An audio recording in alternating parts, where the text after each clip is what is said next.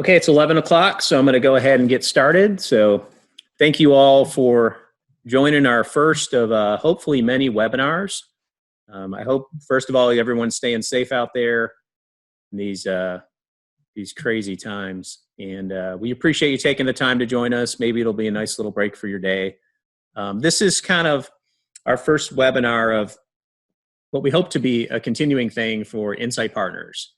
It's kind of a new online initiative. We actually had started before this whole situation happened. So, it's nice to be able to do this and still reach out and see customers and see each other and all that kind of stuff.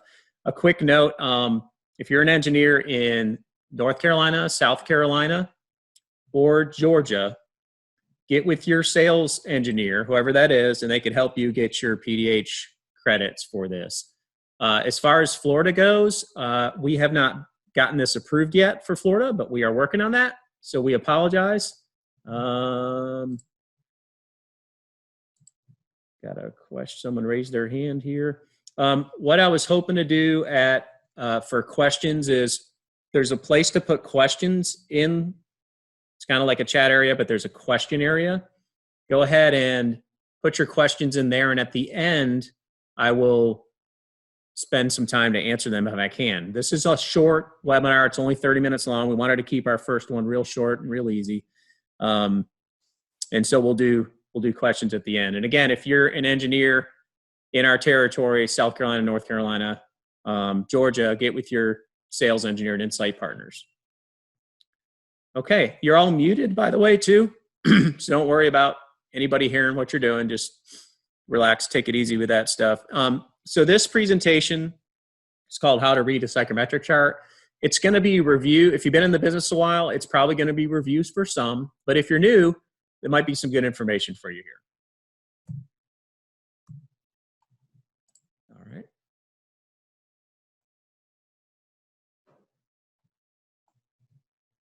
Excuse me a second. I went the wrong way on the clicker. Start this here. Okay.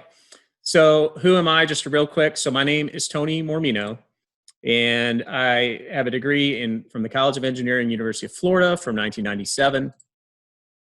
I left college. I graduated college and went to work for Trane Air Conditioning in 1997. Went up to the La Crosse, Wisconsin training program where I did psychrometrics for about 6 months and also did some sales training and factory training and product training and stuff like that. So I was in Jacksonville, Florida.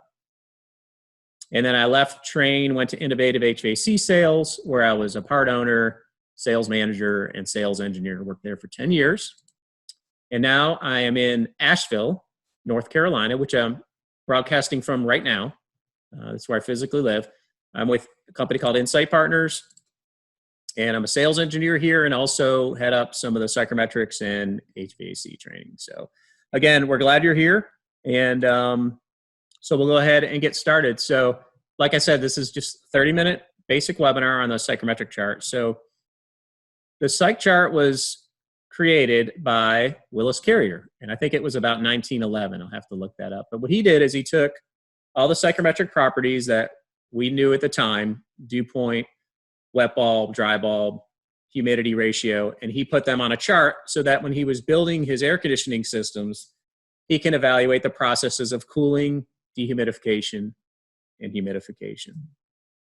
And I just looked this up because I was curious myself. The word actually it comes from two Greek words, and I guess that's suchron, I'm not really sure, it means cold, and metron, means of measurements. I've been in the business for 20-something years, and I've never looked that up. So that's kind of where psychrometrics comes from.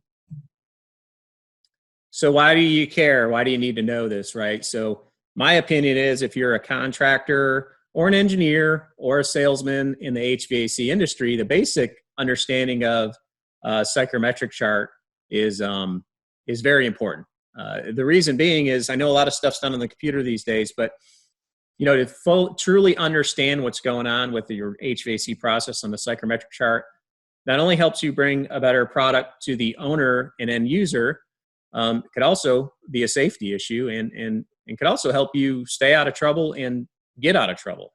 Had a lot of jobs where we've had problems over the 20 years I've been in this business, and the basic understanding of psychrometrics could help you figure out, well, maybe we need to look at this because this is kind of what's going on with the process. So to me, it's extremely important to know these things. So here's the agenda for this short webinar. So we're going to go over the properties of air. We're going to look at putting those properties on the chart. We're going to look at moving around the chart, which is called Psychrometric Processes. We're going to talk about RH versus dew point, and then we're going to talk about our next series on psychrometrics. So I plan on doing a bunch of these and graduating in terms of complexity. And the next one, I'm going to send you a link in the chat afterwards where you could sign up for the next one.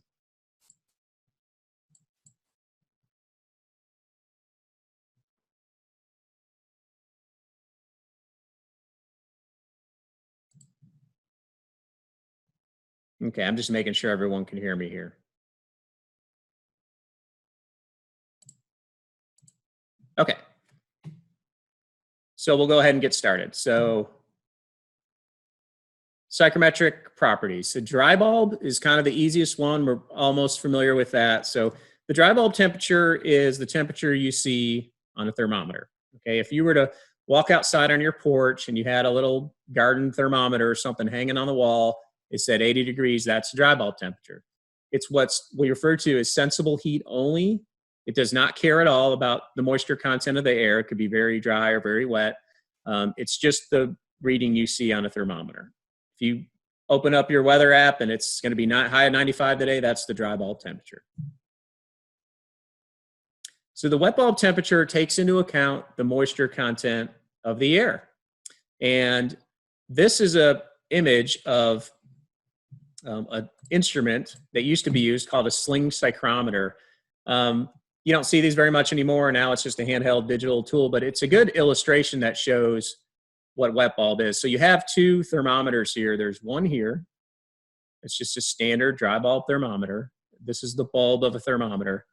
You have another one here, and you have a wet sock or a wet cloth on the bulb, and that's where the term wet bulb comes from. So what happens is the drier the air, the more evaporation of the water off of the sock, the lower it provides cooling to the bulb, and it will lower the temperature of the thermometer. So drier air, evaporation off the sock, cools the thermometer, which is where we get the term wet bulb. So you would actually grab this wood handle and swing this around, and it would measure your wet bulb and dry bulb simultaneously. And the wet bulb is always lower than the dry bulb.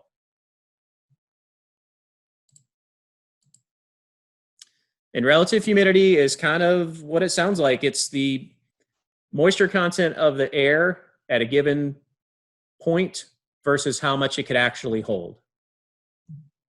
So to graphically represent this, I drew these cylinders out. So let's say you have a volume of air at 55 degrees. You heat that up to 75 degrees. You heat that up to 95 degrees. And if you were to represent 50% relative humidity in these cylinders, you would do it like this. Okay, so these all have an RH of 50%. But as you can see, the moisture content of vessel number 3 versus 2 versus 1 is completely different. So it's relative to how much moisture it can hold at that condition. So that's just some verbiage of what we just said. And as my friend Matt Tooley reminded me the other day, how full is the bucket? That's relative humidity. And we're going to look at that further on in this presentation too. So the dew point is the point at which moisture will condense out of the air. So if you go back to our porch example and you take this bottle of water here, you bring it out on the porch, it's 80-degree dry bulb, but maybe the dew point's 60 degrees. Anything colder than 60 degrees will cause moisture to condense out of the air. So if this bottle of water is 45 or 50 degrees and the dew point's 60, you get condensation. So the dew point is the point at which the moisture will condense out of the air. So humidity ratio has to do with the actual volume of water in the air. And we express that in terms of grains per pounds of dry air or pounds of water per pounds of dry air. We're going to talk about grains for a minute. So if you took a pound of air and you wrung it out, the moisture that came out of it, that would be your grains. It's a physical weight of the moisture in the air.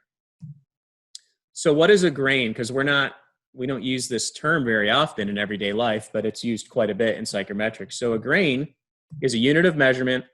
To give you a frame of reference, 7,000 grains makes up a pound of water. And a pound of water is about the size of a Starbucks Grande coffee.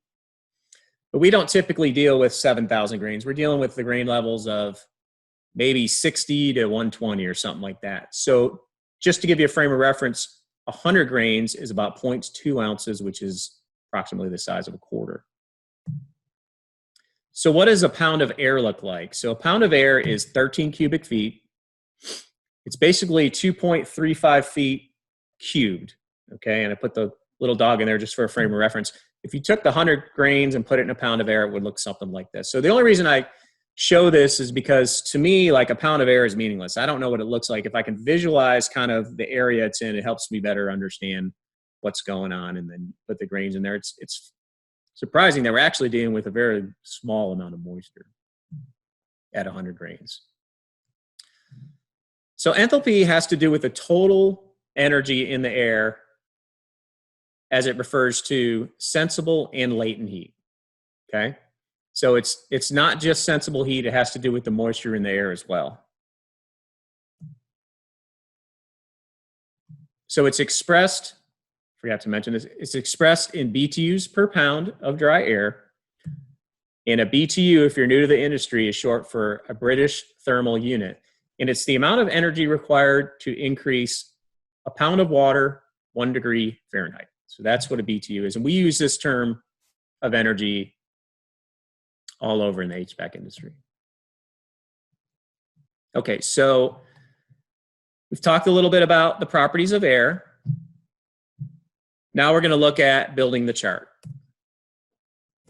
Okay, so we're going to do basically what Willis Carrier did back in the early 1900s. So he took these properties, put them on the chart. So we'll look at dry bulb first. The dry bulb temperature is generally located at horizontal on the bottom of the chart. In this particular chart, it goes from 20 degrees. If you go to the right, it increases up to 130 degrees. And if you drew some lines in here, they would look like this. So anything on this line, this is 80 degrees, is a constant 80 degrees. It doesn't change going horizontal, going vertical. It only changes going horizontal. So 60 degree dry bulb, going up this line would be 60 degrees dry bulb represented anywhere here. Okay. So wet bulb temperature. Wet bulb temperature is located right here in this line. It goes from 20 degrees all the way up this curve, which is called the saturation curve, and all the way over here to 100. Okay. The wet bulb lines run in this fashion. They run down diagonal this way. So if you had 70 degree wet bulb and you follow this line all the way down here, it would be constant 70 degree wet bulb. You had, let's see, 72, 1, 2, 3. You follow this line here. It's a little faint probably on your screen.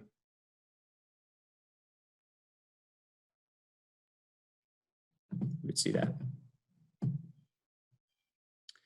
Okay, what else here? Okay, so that was wet bulb. So relative humidity. So the RH lines are located here on the chart. See, this says relative humidity. There's some lines over here. So it goes from 2%, 8%, then it skips over here, 10, 20, 30, 40, so 100%. So 100% is what we referred to as a saturation line before. That means the air cannot hold any more water. It's 100% saturated. So if we kind of draw these lines, we'll draw a couple in to make it a little clearer. You can see this would be the 50% RH line, and they move up in this fashion.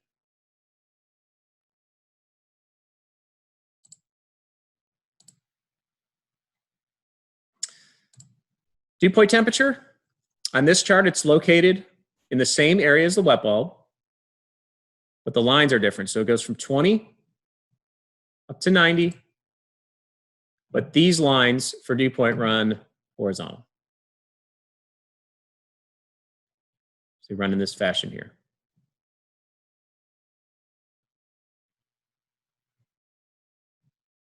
Okay. So anything, let's pick out, let's see, 55-degree dew point. We're going horizontal. It's always 55-degree dew point. 45 degrees, etc.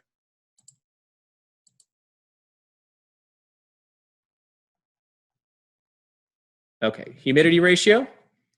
So remember, we're talking in grains per pounds of moisture or pounds of moisture per pounds of dry air. I'm going to move this down here. So these lines go the same direction as dew point lines. So at 90 grains, anything along this line would be 90 grains. 40 grains, anything along here, 40 grains. You can also read these in pounds of moisture per pounds of dry air. So at 90 grains, it's about 0.013 pounds. I prefer to deal in grains just because it's easier for me to conceptualize the bigger numbers and the smaller decimal numbers. But that's just my personal preference. Okay, the enthalpy is located here and here. And again, it's BTUs per pound of dry air. And the enthalpy lines run, I think, from, let's see, 15, maybe even 5, up this line here, all the way over to here.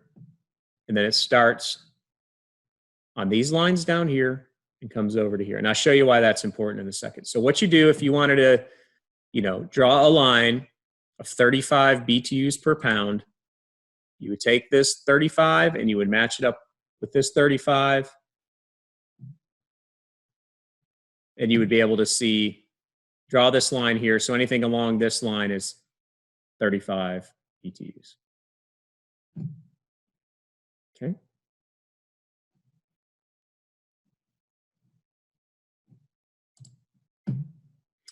Okay, so the good thing about knowing some of this stuff is you can determine all the properties of air if you just know 2 of them. So if you go to a job site, you're having some problems with the temperature, humidity, or whatever, and you bring your little handheld tool that measures dry bulb and RH, you can get the other properties and then to kind of give you an indication of what's going on the HVAC system. Okay, so let's say we know that the dry bulb is 75 degrees and the RH is 50%. And we're going to look up wet bulb, humidity ratio, enthalpy, and dew point. So let's go to our dry bulb. We know 75 dry bulb is right here. And if we look at our RH lines, 50% is located right here. So we're going to go ahead and draw these lines in. If we had a pencil and a chart, we would just draw these in. Then we're going to mark this point here, and then we're going to figure out what the wet bulb temperature is by drawing this line over to here. And you can see the wet bulb temperature is 55 degrees. Okay, so that's wet bulb temperature. We take this point, we want humidity ratio. We draw a straight line over to here, and we could see it's between 60 and 70 grains, so it's 65 grains. So we know that. The enthalpy, we would connect this line here with this one down here, which turns out to be 25, 26, 27, 28-ish BTUs per pound of dry air. And dew point is the same on this chart, located in the same place as the wet bulb, so it's 55-degree dew point. Okay, so we've looked at the properties of air. We built the chart and seen how all the lines intersect and how they all go together. Looked at a quick example of taking a couple of the properties and looking up the other properties. Now we're going to show how to move around the chart in what's called psychrometric processes. Okay, so psychrometric processes has to do with, moving around the chart in heating, cooling, dehumidification, humidification, and then a combination. So these are the typical things we look at when we're looking at the processes: heating, cooling, humidification, adding moisture, dehumidification, removing moisture, and then the combination of both. Okay, so let's look at heating and cooling, which are the easiest to look at. So when we're talking about heating or cooling, we're talking about sensible heat only. We're talking about adding heat or removing heat. And when we're looking at sensible only, we're looking at, thanks for the question. I'll look at that at the end if you don't mind. Thank you for asking. So we're looking at dry bulb temperature, which starts at 20 on the left. It goes up to 130 on the right. Okay. So the dry bulb temperature lines go up and down. They're constant up and down, but as we move side to side, they change. So if we're talking about cooling, we're talking about removing heat, sensible heat only, no moisture. And in this line, it goes from about 115 degrees down to 72-ish dry bulb. Okay, so that would be a cooling process on the psychrometric chart. No up and down, just purely horizontal. And the opposite of that would be heating, which in this case is 78 degrees, roughly, going to about 120 degrees. Okay, that would be a heating process moving left to right. So sensible heat only does not care about the moisture in the air.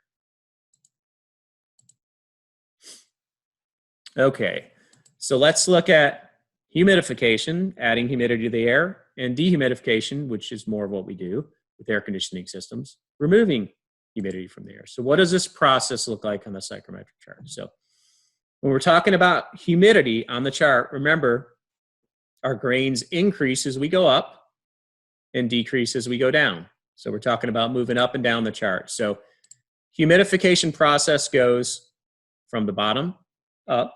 In this case, let's say we're at approximately 49 grains, maybe going to 152 or something like that. So your grain level increases, you're adding humidity. Your grain level decreases, you're dehumidifying or removing humidity. So in this case, it goes from 122-ish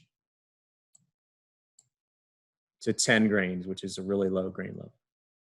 So up and down as far as humidity is concerned. So to look at these processes all together, cooling, going from the right to the left, which makes sense, hot to cold. Heating, left to right. Humidification, from somewhere up, and dehumidification from somewhere down. Okay, those are the four basic processes on the psych chart. Now, we often are doing a combination of some of these. So in an air conditioning system, we're typically removing heat and removing moisture from the air at the same time. So what does this look like on the psychrometric chart? Well, this is cooling, like we talked about. This is dehumidification going down.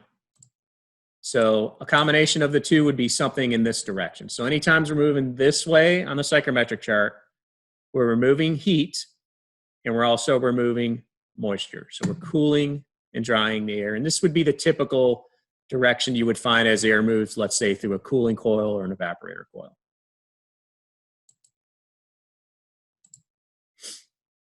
All right. Not as popular, but sometimes we heat and humidify the air. Maybe we're doing a lab job with a lot of makeup air or something like that. So a heating process goes from left to right. A humidification process goes up on the psych chart. So heating and humidification would be in this direction on the psychrometric chart.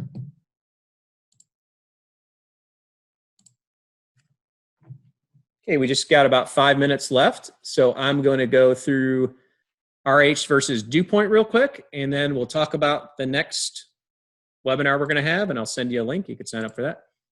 So relative humidity is not a good measure of water in the air, and dew point is, and I'm going to show that psychrometrically. And this is important to know if you are involved in any type of HVAC system which is controlling humidity.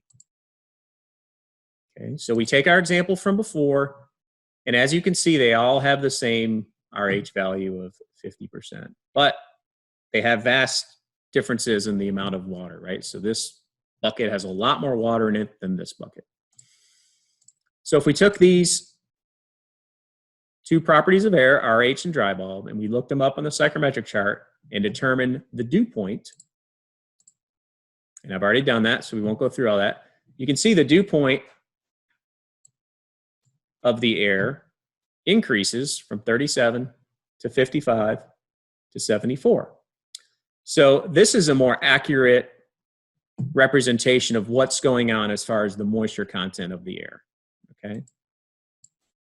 Let's label these buckets and plot them on a psychrometric chart so you can see graphically why that is. So if we take a relative humidity line of 50%, and then we take our dry bulb temperatures of 55, 75, and 95, and we intersect them with the RH. These are the two values we know, dry bulb and relative humidity.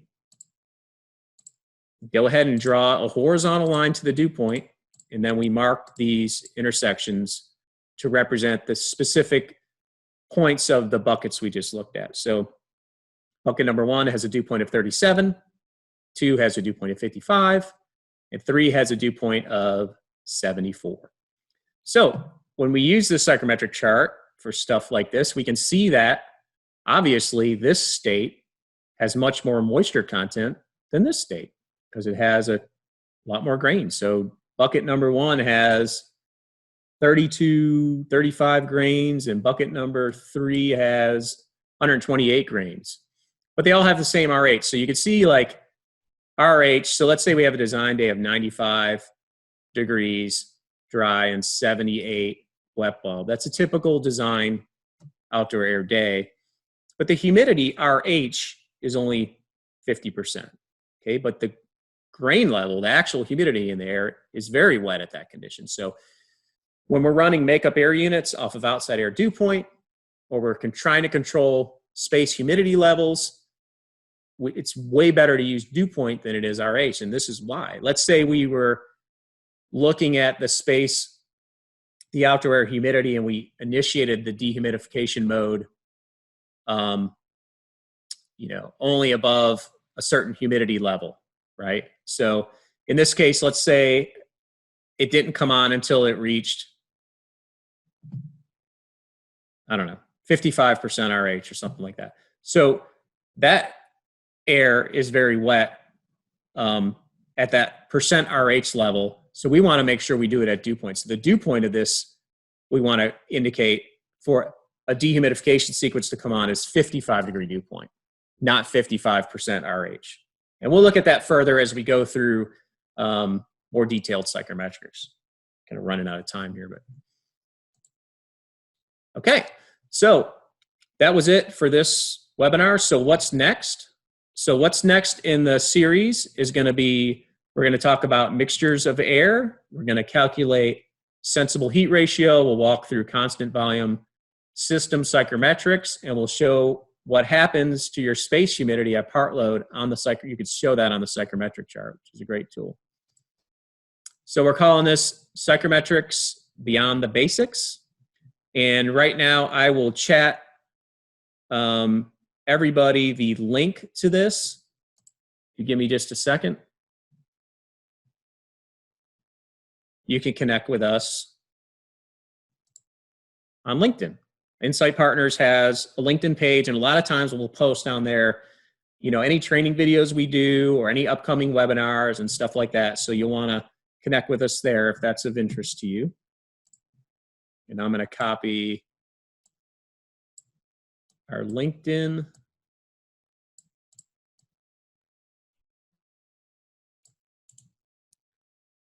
link.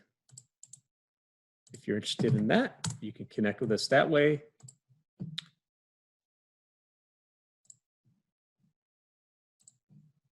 All right, so thank you all for joining us. you're welcome to stick around. It is 11:31, so I wanted to stop on time. I'm pretty close. You're welcome to stick around. I'll be glad to answer any questions. I know we have some questions here. I want to thank everybody for your time. We appreciate it. If you need help with anything, Insight Partners, give your rep a call, shoot me an email, and thank you very much, and hope you'll sign up and join us for the next one. Thank you. Okay, let's see. I have some questions here. Isn't the wet bulb at 75 dry in 50 about 62? Well, let's see.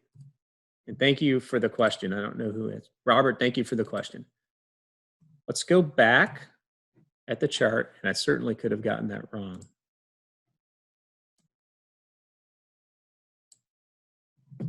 At 75, 50%. Let's see if I can find a clean psych chart here.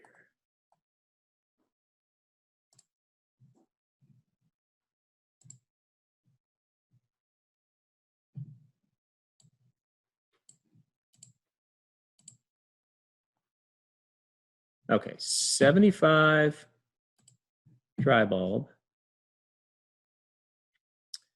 50% RH is this right here. Yes, the wet bulb is about 62. Did I say that different?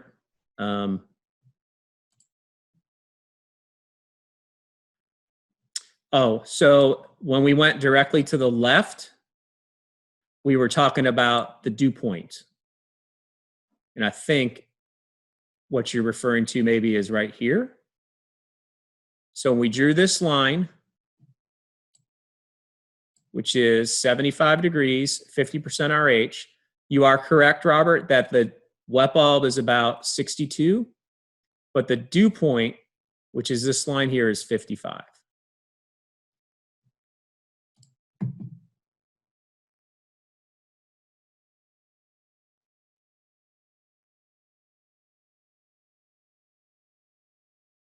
It's one of the earlier sites. Okay.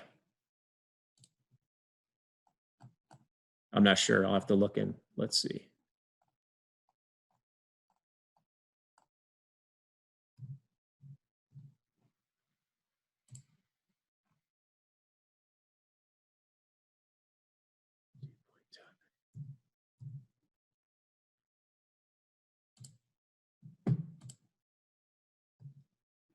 Let's see here. So we were talking about these lines here. That's building the chart, so it wouldn't have been in there.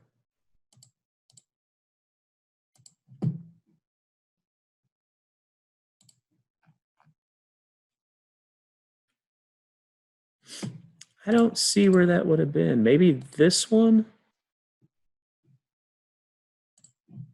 Ah, maybe this is it. Let's see here.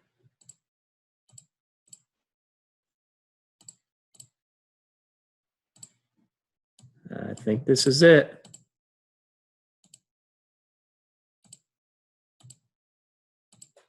Ah, you're right. Thank you very much. You know, when I put these together, I miss, sometimes I look at these wrong, but yeah, you're right. So I'll have to correct that. Thank you very much. So the wet bulb temperature is certainly 62. Man, if we were in person, you could get a free t-shirt or something. Thank you. All right, let's see if we have any other questions.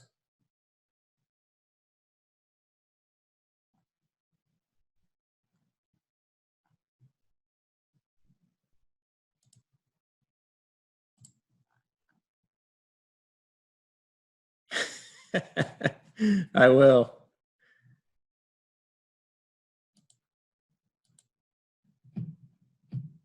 Nice. It's funny, no matter how many times I go through these, sometimes I get so caught up in them, I forget the simple things like, oh, that's not right. So thank you very much. Appreciate it. Okay, are there any other questions? Oh, okay.